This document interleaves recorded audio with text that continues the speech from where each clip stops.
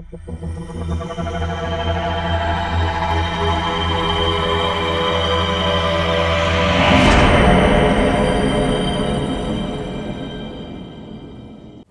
நேயர்களுக்கு வணக்கம். நம்மளோட நட்சத்திர சீரீஸினுடைய தொடர்ச்சியாக இன்றைக்கி ஹஸ்தம் நட்சத்திரத்தை பற்றி பேசுகிறதுக்கு லாவண்யா மேடம் வந்திருக்காங்க. நான் சாந்தினி.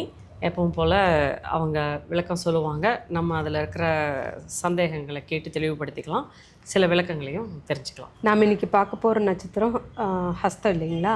இந்த ஹஸ்த நட்சத்திரத்தோட சிம்பிள் வந்து கைகள், அப்படி இல்லைன்னா முஷ்டி. ஓகேங்களா? கைகள் இல்லைன்னா முஷ்டி. இந்த நட்சத்திரத்தோட மரம் வந்து ஆத்தி மரம்னு சொல்கிறது. கிருத்திகை நட்சத்திரத்தில் அத்தி மரம் பார்த்தீங்களா, இது வந்து ஆத்தி மரம். ஆத்தி மரம்ங்கிறது வந்து பழங்காலத்தில் என்ன சொல்லுவாங்கன்னா, ஆத்தி மரத்தில் தான் சிவன் இருப்பார் அப்படின்னு சொல்லுவாங்க. ஸோ அப்போ இப்போ சிவன் நம்ம சொல்கிறோன்னா, நமக்கு கோள்களில் சிவனை குறிக்கிறது வந்து சூரியன் இல்லைங்களா? அப்போ இந்த நட்சத்திரத்தோட தெய்வம் வந்து சூரியன். இந்த நட்சத்திரத்தோட தேவதை வந்து சவித்தூர்னு சொல்கிறோம். சவித்தூர் அப்படிங்கிறவங்க வந்து தங்க கைகளால் குறிப்பிடுறாங்க வேதங்களில். சவித்தூர் வந்து எப்படிப்பட்டவருங்க அப்படின்னா, நம்ம காலையில் வர சூரியோதயத்துக்கு அப்புறம் வர முதல் வெளிச்சம் இருக்கு இல்லைங்களா, அந்த முதல் வெளிச்சத்தையும் அந்த முதல் ரேகைகள், சூரியனோட அந்த முதல் ரேகைகளை குறிப்பவர் சவித்தூர். அப்போ இந்த சவித்தூர் வந்து முதல் ரேகையை குறிக்கிறதுனால இவங்க வந்து நம்மளோட தூங்கி எந்திரிக்கிறோம் இல்லைங்களா, துயில் எழுதல் அப்படிங்கிற கான்செப்டை அதிகமாக சொல்கிறாங்க. அப்போது இவங்க தான் நம்மளே கண் முழிக்க வைக்கிறாங்க. அப்போ இது வந்து நம்ம அகக்கண்ணையும் எடுத்துக்கலாம், புறக்கண்ணையும் எடுத்துக்கலாம். அப்போது இந்த இருளிலிருந்து நம்மளே வெளிச்சத்துக்கு கொண்டுட்டு வர்றது இந்த சவித்தூர் அப்படின்னு சொல்கிறோம். அப்போது இந்த நட்சத்திரத்தில் கோள்கள் இருந்தால் அவங்களுக்கு இந்த உலகத்தோட பார்வையே வந்து வேறு மாதிரி இருக்கும். அப்போ நம்மளோட அகத்தில் இருக்கிற இது மட்டும் இல்லாமல் இந்த உலகத்தை நாம் பார்க்குற பார்வையையும் இவரே நமக்கு டிஃபைன் பண்ணுறாரு. அப்போ இந்த நம்ம உலகத்தை பார்க்குற பார்வை ஒருத்தருக்கு ஒருத்தர் மாறுபடுது இல்லைங்களா, அது எல்லாமே இந்த சவித்தூரோட குவாலிட்டிஸ் தான். அப்புறம் இந்த நட்சத்திரத்தில் கோள்கள் இருந்தால் சில பேருக்கு வந்துட்டு கண் குறைபாடுகளும் இருக்கிறத பார்க்குறோம். நான் 2-3 நாளைக்கு முன்னாடி கூட நான் ஒரு ஜாதகம் பார்த்ததில் வந்து அந்த ஒரு 10-15 வயசு பொண்ணு, அவங்களுக்கு வந்து பார்த்திங்கன்னா அவங்களுக்கு வந்து கண் குறைபாடு இருக்குது. அதில் ஒரு கண்ணில் மட்டும் அவங்களுக்கு பவர் ஜாஸ்தி. ஸோ அதனால் இந்த பேட்செல்லாம் போடுவாங்க இல்லைங்களா, அந்த மாதிரியும் இருக்குது. இந்த மாதிரி ஒரு அனுபவம் நீங்களும் எனக்கு சொல்லியிருந்தீங்க இல்லையா, அதை நேருக்கு பகிர்ந்துக்கலாமே. சரிங்க. இப்போது நான் இதிலேருந்து ஆரம்பிக்கிறேங்க. நம்ம எப்பவும் சொல்கிற மாதிரி வந்துட்டு இந்த கடவுள், இந்த தெய்வம், தேவதை, இந்த என்ன அர்த்தம், நம்ம இதுக்கு முன்னாடி பார்த்த உத்திரத்திலிருந்து இதனுடைய தொடர்ச்சி வந்து என்ன கதையாக வருது அப்படிங்கிறத கொஞ்சம் பார்த்துடலாம். இப்போது நம்ம பூரம் உத்திரம் பார்க்கும்போது இதில் ஒரு இணையறதும் ப்ரோக்ரியேஷன், இதனால் ஒரு எது வந்து உருவாக்கப்படுகிறது அப்படின்னு பார்த்தோம் இல்லைங்களா. அந்த உருவாக்குதல் அப்படின்றது நிகழ்ந்த உடனே அந்த ஆற்றல் வெளிப்படுறது அப்படிங்கிறது தான் வந்து இது சொல்லுது. ஒரு ஆற்றல் வெளியில் வரும்போது அதனுடைய கிரிப் எப்படி இருக்கும், எந்த ஒரு சக்தியுமே வெளியில் வந்து வெளிப்படும்போது அது எப்படி வெளிப்படும் அப்படிங்கிறது தான் இந்த ஹஸ்தம் சொல்கிறது. அதனால தான் இது வந்து அந்த ஆற்றல் கைங்கிறதும், கையால் பிடிக்கிற பிடி அப்படின்றதும் ஆற்றல் வெளிப்பட்டு அது எதன் மேலே வந்து ஆளுமை செலுத்த போகிறது, இதனுடைய ஆளுமை தான் இப்போ வெளிப்பட போகுது அப்படின்றது சொல்கிறது ஹஸ்தம். அதனால தான் அதுக்கான தெய்வம் வந்து சூரியனாக வருது. இதனுடைய தேவதை வந்து சவிதா அப்படின்னு சொல்கிறோன்னா, நம்ம முன்னாடியே பார்த்துருக்கோம். ஒரு மூல சக்தியை பற்றி முதல்ல பேசிட்டு தேவதையை பற்றி பேசும்போது அந்த மூல சக்தியினுடைய ஒரு எலிமெண்ட்டை மட்டும் ஒரு எலிமெண்ட்டை, ஒரு செக்மெண்ட்டை மட்டும் பேசுகிறது தான் வந்து அந்த தேவதை தன்மைங்கிறது. அப்போ சூரியனுடைய இது முழு சக்தி, முழு அதிகாரம் அப்படின்னா சவிதா அப்படிங்கிறது வந்து அதனுடைய முதல் வெளிச்சம். அந்த முதல் வெளிச்சம் தங்கம் மாதிரி தகதகங்கிறதுனால தான் வந்துட்டு இதை வந்து தங்கம்னு வந்து சொல்கிறாங்க. தங்கம் போன்ற ஒரு ஆற்றல் உள்ளது. அதை வந்து ஒரு தங்கத்தை வந்து தூய்மையானதுங்கிறதுக்காகவும் இதை வந்து சொல்லுவாங்க. ஸோ ஒரு தூய்மையான ஒரு முதல் முழுமையான ஒரு ஆற்றல் வெளிப்படுற அந்த முதல் மொமெண்ட்டு தான் வந்து ஹஸ்தம். அந்த காரணத்தினால தான் அந்த ஆற்றல் ஆளுமையாக வெளிப்படுறதுனால ஹஸ்தத்தில் இருக்கிறவங்களுடைய இயல்புகள் வந்து அந்த ஒரு வீட்டில் ஹஸ்தம் இருக்குது அப்படின்னா அவங்க அவங்களுடைய ஆளுமை வந்து அதிகமாக இருக்கும். வீட்டில் இருக்கிறவங்கள தன்னோட கைப்பிடிக்குள்ளார வச்சுக்கணும்னு பார்ப்பாங்க. எந்த ஒரு விஷயம் நடந்தாலும் முதல் சொல் அவங்களுடையதாக இருக்கும். இந்த காரணத்தினால அவங்களுக்கு சொல் திறமை இருக்கணும் இல்லைங்களா? அப்போ தான் வந்து அந்த ஆளுமையை வந்து அவங்க தொடர முடியும். அப்போது ஒரு உருவாக்கப்பட்ட ஒரு விஷயம் தன்னுடைய ஆளுமையை வெளிப்படுத்துகிற ஒரு நட்சத்திரம் இந்த ஹஸ்த நட்சத்திரம். ஆமாங்க, சரிங்களா? சொல் திறனை பற்றி பேசுனது தான்.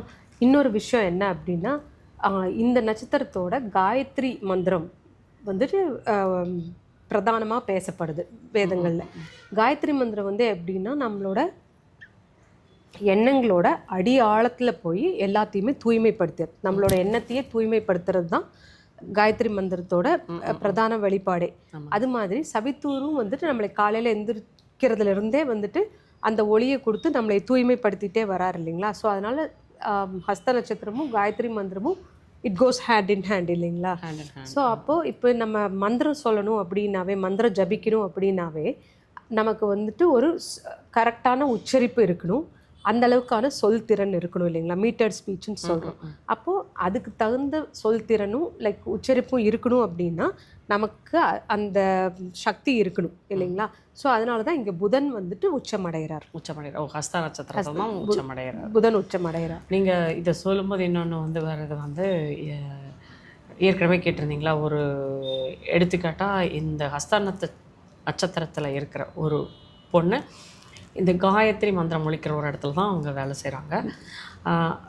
அது போக அவங்களுக்கு வந்துட்டு நீங்கள் முதல்ல சொன்ன மாதிரி கண் பார்வை அப்படின்றதுல வந்துட்டு அவங்களுக்கு ஒரு பார்வை பிரச்சனையும் வந்து இருந்து அவங்க வந்து அதை சரி பண்ணியிருக்காங்க. அப்புறம் இந்த நட்சத்திரத்தில் வந்து நம்ம சொல் திறனை பற்றி பேசணும் இல்லைங்களா? அதனால இப்போ இந்த நட்சத்திரத்தில் கோள்கள் இருந்தால், நேர்களுக்கு இந்த நட்சத்திரத்தில் கோள்கள் இருந்தால் சொல் திறன் வந்து அடிபட்டு திருப்பியும் நம்ம ப்ராக்டிஸ் பண்ணி அதை மெருகேற்றுவாங்க. லைக் இந்த ஸ்டட்டரிங் சொல்கிறாங்க, அது வரலாம். அல்லது சந்திரன் இருந்துச்சுன்னா கடன்னு பேசிகிட்டே இருப்பாங்க. ஒரு எதை பேசணும் அப்படின்னு இல்லாமல் தொடர்ந்து பேசிகிட்டு இருப்பாங்க. அது ஒரு எக்ஸாம்பிள் கூட நம்ம ஃபேமிலியில் இருக்க. ஸோ கோள்களுக்கு தகுந்த மாதிரி அந்த தன்மை வந்து வெளிப்பட்டுரும். ஆமாங்க, சொல் பேச்சு வந்து எந்த மாதிரி இருக்கும் அப்படிங்கிறத அந்த மாதிரி.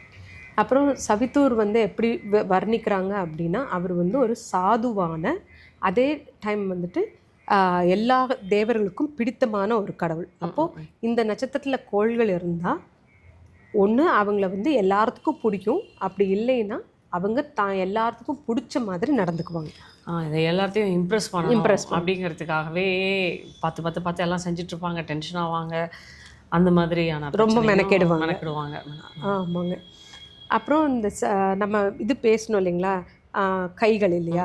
இப்போது நம்ம திருவாதிரை நட்சத்திரத்தில் வந்துட்டு சிவன் ருத்ரதாண்டவம் ஆடின கதையில் நம்ம படித்தோம் இல்லைங்களா? அவர் அந்த யாகத்துக்கு வரும்போது, தக்ஷனோட யாகத்துக்கு வரும்போது முதல்ல அவர் பார்க்குறது வந்துட்டு அவரை தடுக்கிறதுக்காக நிறைய தேவர்கள் வராங்க. அந்த தேவர்கள் தான் முதல்ல அவரோட ருத்ரம் வெளிப்படுது. அதில் ஒரு கடவுள் தான் வந்து இந்த சவித்தூரோட அப்போ அவரோட சவித்தூரோட கைகளை வந்து அவர் வெட்டிடுறார். ஸோ அப்போது கைகளை வெட்டிட்டு அந்த ருத்ர தாண்டவம் ஆடி முடிச்சு அந்த தாண்டவம் ருத்ரம் அடங்கும்போது திருப்பியும் இந்த கைகளை கிடைச்சிருது அவருக்கு. ஸோ இதிலிருந்து நம்ம என்ன தெரிஞ்சுக்கிறோம் அப்படின்னா, இந்த ஹஸ்த நட்சத்திரத்தில் கோள்கள் இருந்தால் இவங்களுக்கு கையிலிருந்து ஒரு பொறுப்புகள் புடுங்கப்படும், திரும்பவும் அப்புறம் கிடைக்கும். ஸோ அப்போ ஒரு தடவை வந்து இவங்க பொறுப்பை திறந்து திருப்பியும் அதே பொறுப்பு இல்லைன்னா அது மாதிரியான பொறுப்புகளுக்கு திரும்பவும் செல்வாங்க. இது வந்து இந்த கோள்களில் இந்த கோள்கள் இந்த நட்சத்திரம் வந்து சிவனோட பெரிதும் சம்மந்தப்பட்டதா. ஆமாங்க. ஸோ அதுதான் அந்த ஆத்திமரமே வந்து நம்ம சிவன் தங்குறதா சொல்கிறோம் இல்லைங்களா? அப்போ அதனால தான் சூரியனும் இங்கே பிறக்கிறார். இது சூரியன் பிறந்த நட்சத்திரமாகவும் இருக்குது. அப்போது இங்கிருந்து வந்து நமக்கு முதல் ஒளி இருக்கு இல்லைங்களா? ஸோ அந்த முதல் விடிவெள்ளியாக இவங்க வந்துட்டு இது பண்ணுறாங்க. இது வந்து இந்த நட்சத்திரத்தில் இருக்கிற பலரை வந்து எனக்கு தெரியுங்க. இதில் பலருக்கு வந்துட்டு நீங்கள் சொல்கிற மாதிரி வந்து சொல் திறன் நிறைய இருக்குது. கண்ணில் வந்து பிரச்சனை இருக்கிறத வந்து பார்க்குறோம். கண்டிப்பாக அவங்க வந்து வீட்டில் வந்து அவங்க சொல்கிறது தான் நடக்கணும் அப்படின்றத எதிர்பார்க்குறாங்க. மற்றவங்க இன்னொன்றும் நீங்கள் சொன்னீங்க நினைக்கிறேன், அவங்களுக்கு ஒரு காம்படிட்டிவ் ஃபீலிங் வந்து இருக்காது. ஆமாம். ஆனால் காம்படிட்டிவ் ஃபீலிங் இருக்காது. ஆனால் அவங்க சொல்கிறது வந்து நடக்கணும் அப்படின்ற ஒரு எதிர்பார்ப்பு இருக்கும். காம்படிட்டிவ் ஃபீலிங் இல்லாததுனால ஹெல்ப்ஃபுல் நேச்சர் வந்து அவங்களுக்கு இருக்குது. இதை பார்த்துருக்கேங்க, ஒரு சொந்த அனுபவத்திலே பார்த்துருக்கேன். அதனால் நான் வேறு எங்கேயுமே தேட தேவையில்லை. இது நம்ம ஃபேமிலியில் நிறைய பேருக்கு வந்துட்டு கன்னியில் பல கிரகங்கள் இருக்கிறதுனால இதை ரிலேட் பண்ணிக்க முடியுது என்னால். வாவ்! இந்த நட்சத்திரத்தில் உங்களுக்கு யார் கோள்கள் இருந்தால் நேர்கள் நீங்கள் எங்களுக்கு கமெண்ட் பண்ணுங்கள். அப்புறம் இதை பற்றி இந்த வீடியோவுக்கு மறக்காமல் லைக் பண்ணுங்கள், ஷேர் பண்ணுங்கள், சப்ஸ்கிரைப் பண்ணுங்கள். மறக்காமல் பெல் பட்டனையும் கிளிக் பண்ணிக்கோங்க. நன்றி, வணக்கம்.